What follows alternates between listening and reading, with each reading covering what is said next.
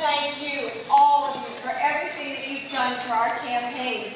You know, even if Joe weren't on this ticket, I'd still be out there working hard, because this is about our lives, isn't it? Yeah. I love you guys. Full time at a community college, so I feel right at home here.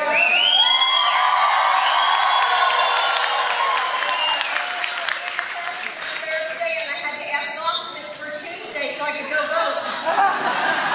So that's why I'm so grateful that President Obama and my husband are making quality investments in education.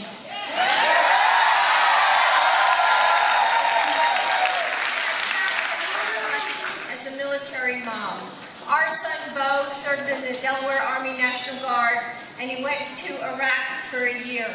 I've had the honor of meeting so many of our veterans and their families, and I know how much they love our country and how much they've sacrificed for all of us.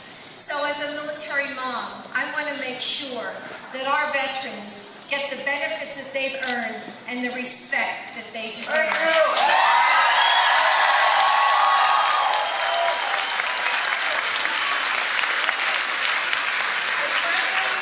see a lot of women in this crowd.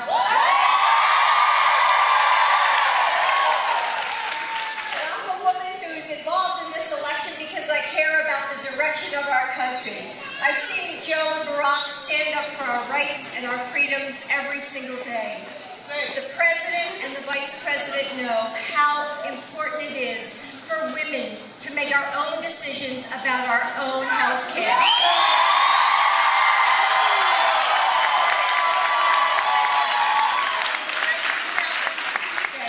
I know that so much is on the line. I know that we can do it because we've got the best team. We've got Joe, we've got Barack, and hey, we have you.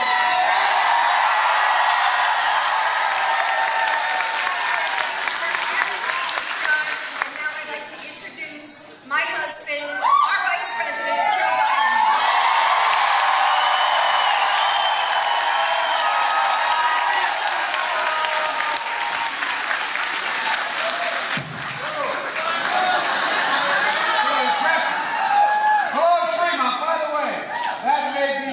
Son's daughter, but she's really my granddaughter. That's the way it works. I'll tell you what. Thank you, man. I love you guys. My name is Joe Biden. I am Jill's husband. That's what I've known in my family and in my town and my state and in Washington. And ladies and gentlemen, I want to thank Mayor Jim Ellis for the passport to come into town. Thank you, Mr. Mayor. And also the chairman of the Ohio Democratic Party is here. Chris Redford, where are you, Chris? Where is Chris? Anyway, he's here somewhere. That's the most important, thankless job in politics, being the chairman of the party. But thank you all so very much. Ladies and gentlemen, I want to thank Jerome Webster, who is the president of this great college, and I also want to thank Jason. Had to leave, but I want to thank Jason. Jason's been up here warming up the crowd. I always hesitate to follow him because it's kind of anticlimactic after Jason. But and I'm also here because I'm a friend of Sherrod Brown's.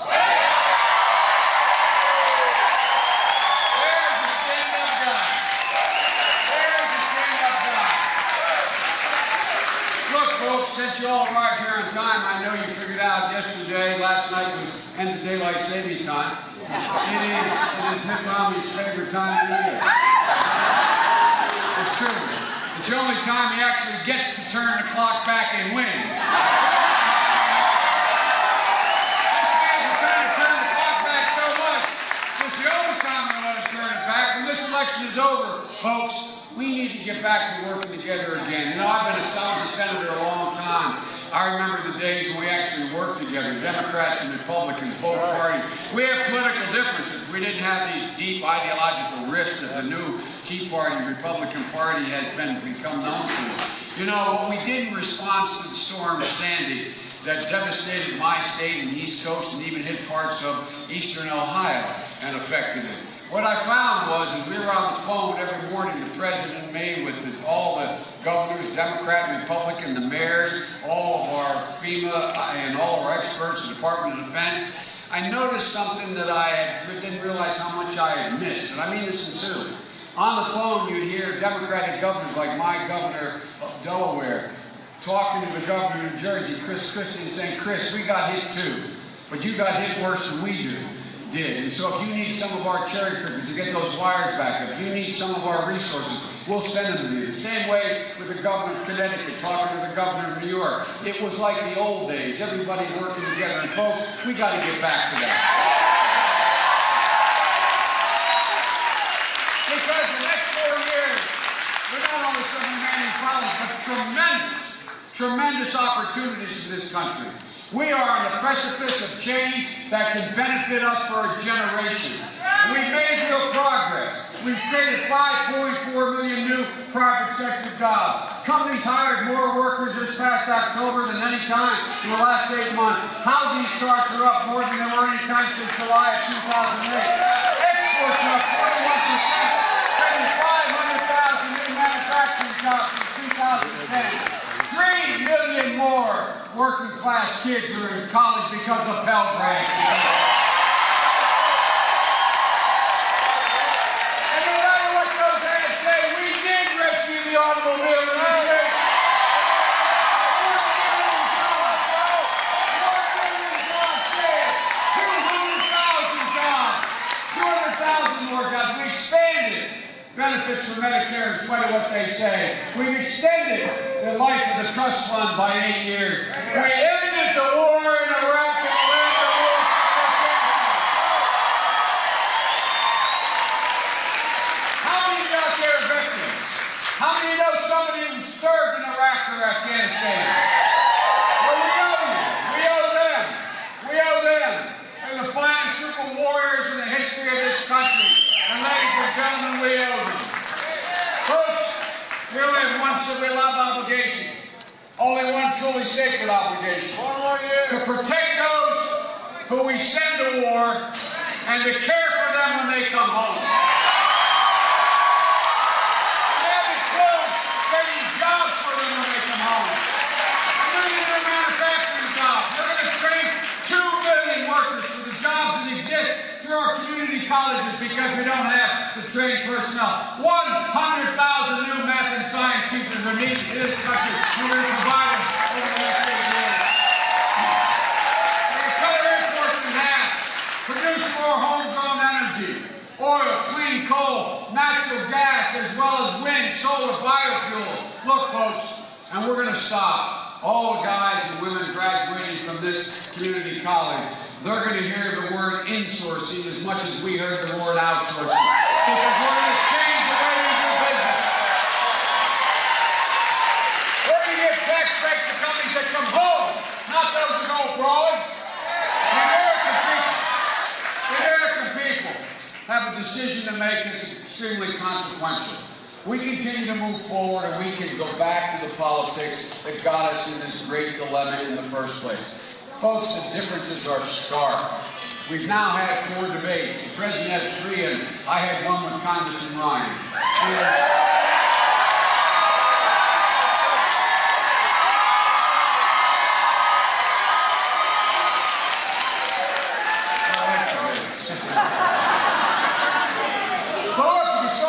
Couple of debates, you'd have to begin to wonder, because Congressman Ryan and Governor Romney seem to be running away as fast as they can for everything they've been saying the last 8 years.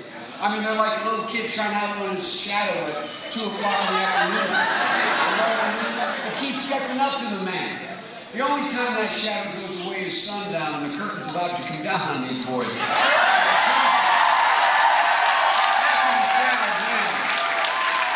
Did you see that debate on foreign policy with the President? Folks, I didn't know whether Governor Romney was going to endorse Barack or debate him. I didn't know which it was. Governor Romney went from saying it was a tragic mistake to end the war in Iraq and not leave 30,000 combat troops there to sound like he's flying into the bay with the wings of the snow when he does. My boy didn't even sound like he was ever for that war in Iraq. It's amazing how these guys can do it. And then, when it came to, when we decided with our 49 other allies, ISAF forces, the security force in Iraq, we said we're going to end this war. We're going to turn all responsibility in Afghanistan over to the Afghans because we will have trained 350,000 of their forces by the end of 2014. In my debate, Congressman Ryan, I guess to demonstrate he knew a little about Iraq, said we should have left more troops in RC East. That's the most dangerous part of the country. And then they said, no, but we actually, on reflection, we think setting the date was a good idea. We just wish you hadn't announced it.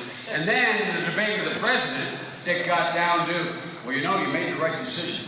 When asked, would you in fact guarantee you'll get troops out by the end of 2014, they used a favorite phrase of Romney and Ryan. They said, it depends. With these guys, everything depends. It depends on the polls. It depends on the weather. It depends on who's asking the question. It depends on the time of day. It depends on what they think you're going to like about their answer, ladies and gentlemen. And these guys are running away from their foreign policy. And on women's issues, and issues related to women, as hard as they try, though, they can't quite bring themselves to drag themselves into the 21st century, man.